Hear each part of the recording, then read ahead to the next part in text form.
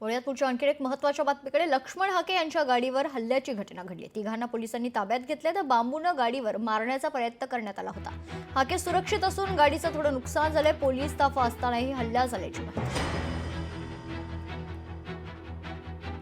आमच्या सहकार्यावरती लढणाऱ्या कार्यकर्त्यावरती हल्ले होणार असतील तर त्या उद्विग्न भावनेतून मी ती पोस्ट लिहिलेली होती।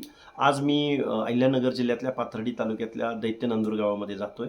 5-50 किलोमीटरच्या परिसरामधल्या त्या अहिल्यानगर जिल्ह्यातल्या लोकांशी संवाद साधतोय। लोक मला बोलवत आहेत, मी लोकांना बोलवत नाही। तेवढी माझी कॅपॅसिटी आहे की नाही माहिती नाही, कारण मला हे वास्तव समाजासमोर मांडावं लागेल।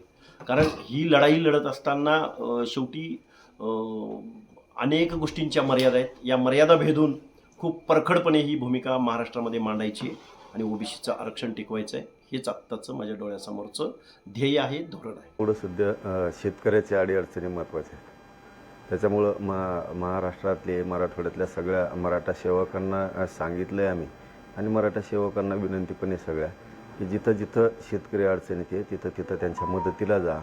कोणाला पांघराचं हातरायत नसेल ते द्या, कोणाला कपडे नसतील तर द्या, कोणाला तेल मीठ या गोष्टी खाण्याच्या ते धान्य ते द्या।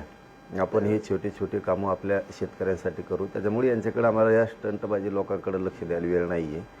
हे रशिदीसाठी गाड्या फोडून घेते आणि हल्ले करून घेते आणि दुसऱ्याचे नावं घेते, मग आम्हाला त्याच्यात वेळ नाही। इथं संकट शेतकऱ्यावर आहे, आम्ही त्या कामात आहे सध्या। आज साधारणतः 11:30 ते 12 वाजताच्या दरम्यान ओबीसी नेते श्री लक्ष्मण हाके हे दौंडकडून पाथर्डीकडे जात असताना नगर तालुक्याच्या हद्दीमध्ये एका ठिकाणी रेस्टॉरंटमध्ये नाश्ता करत होते आणि नाश्ता करून परत जात असताना काही इस्मांनी त्यांच्या गाडीवरती हल्ला करण्याचा प्रयत्न केला।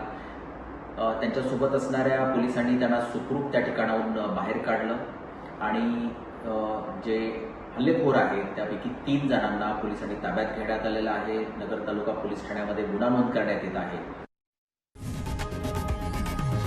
लोकशाही मराठी ऐका, पहा, जागरूक रहा।